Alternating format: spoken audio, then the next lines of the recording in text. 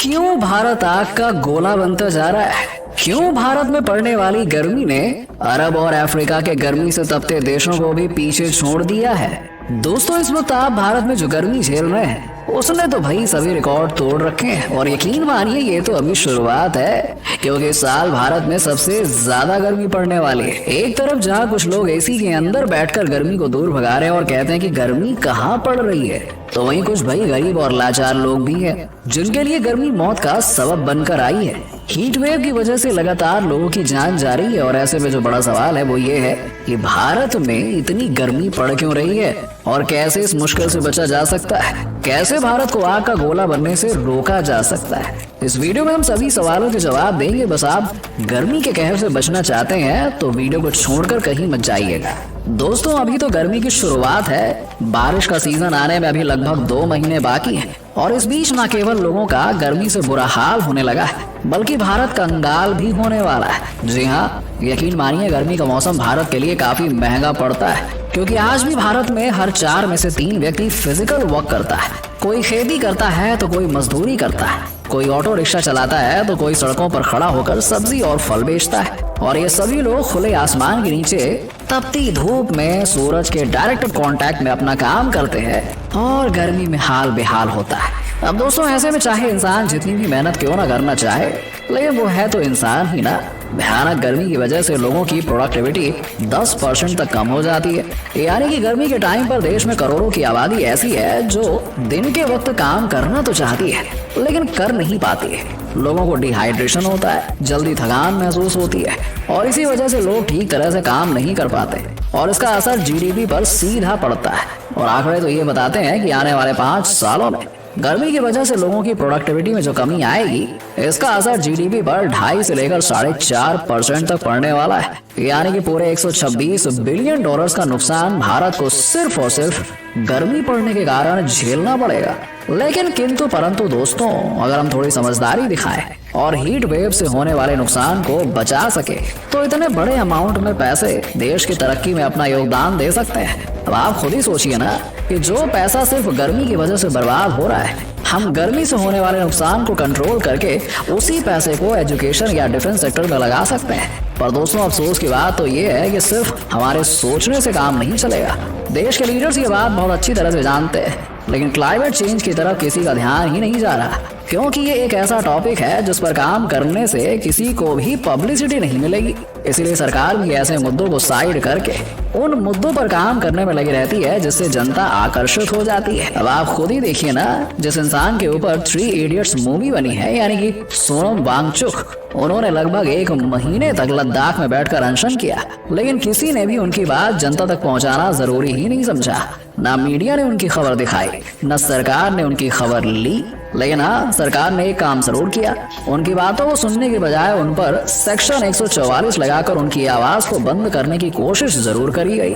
अब दोस्तों, इसे देश का दुर्भाग्य ही तो कहेंगे, जहाँ कुछ लोग उल्टे सीधे कपड़े पहनकर न्यूज चैनल की सुर्खियां बन जाते हैं, तो कुछ लोग देश को एक बेहतर जगह बनाने के लिए, लोगों के भविष्य को बचाने के लिए मेहनत करते हैं, तो उन्हें कोई पूछता तक नहीं है। लोग उन्हें इग्नोर कर देते हैं। पर एक बात तो पक्की है कि हमारी ये प्रकृति, ये किसी को इग्नोर नहीं करने वाली, ये किसी की सगी भी नहीं है।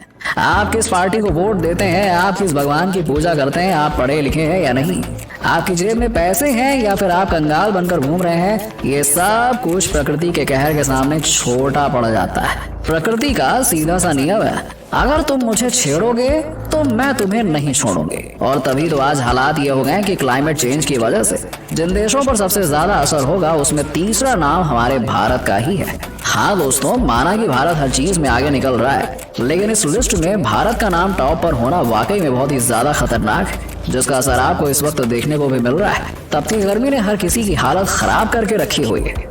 हाँ, कुछ ऐसे लोग भी हैं जो सोच रहे होंगे कि अरे यार, ये गर्मी वर्मी क्या होती है, 2 महीने में चली जाएगी, और वैसे भी मुझे तो दिन भर एसी के अंदर बैठना है, काहे की गर्मी, वहाँ गर्मी कहाँ लगती है। पर अगर आप भी ऐसा ही कुछ ख्याल रखते हैं तो यकीन मानिए, ये जो एसी का शौक आपने पाल रखा है, ये ज्यादा समय तक चलने वाला नहीं है, क्योंकि एसी की वजह से ही गर्मी कम नहीं होती है बल्कि गर्मी बढ़ती है।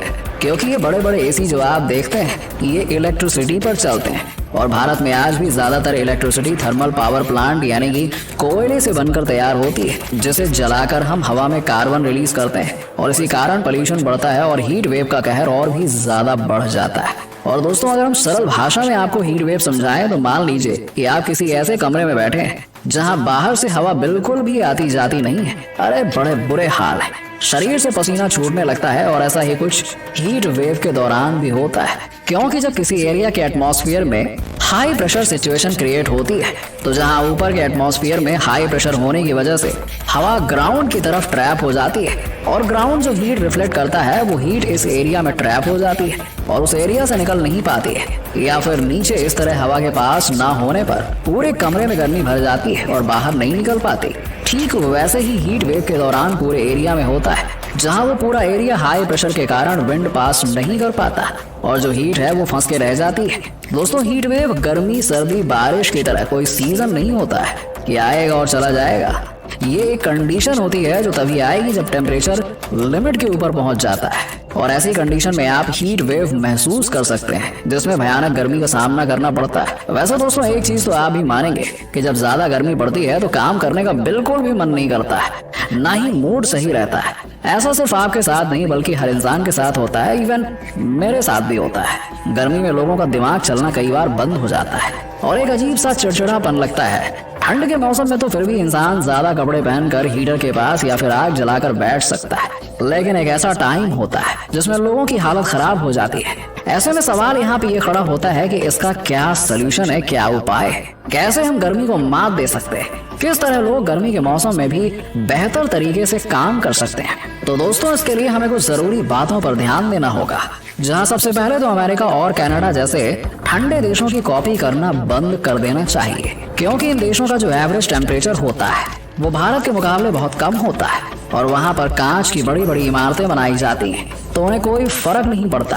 लेकिन अगर भारत में कांच की ऊंची ऊंची इमारतें बना दी जाए, लेकिन दोस्तों, हीट वेव को कम करने के लिए सिर्फ पेड़ लगाने से काम नहीं चलेगा, हमें और भी चीजों पर ध्यान देना होगा, जैसे कि बिजली और पानी को बचाना होगा ताकि पोल्यूशन को हम कम कर सकें। और हमारे वेदों में तो बताया भी है कि हम प्रकृति से जो कुछ भी लेते हैं हमें उसे वापस कर देना चाहिए, वरना प्रकृति ये अपना उधार नहीं भूलती है और फिर भूकंप, बाढ़ और सूखापन जैसी प्राकृतिक आपदाओं के रूप में प्रकृति अपना हिसाब पूरा कर लेती है। इसीलिए अगर आप प्रकृति के इस लेन देन वाले चंगुल से बचना चाहते हैं तो हमें प्रकृति का उधार चुका देना चाहिए।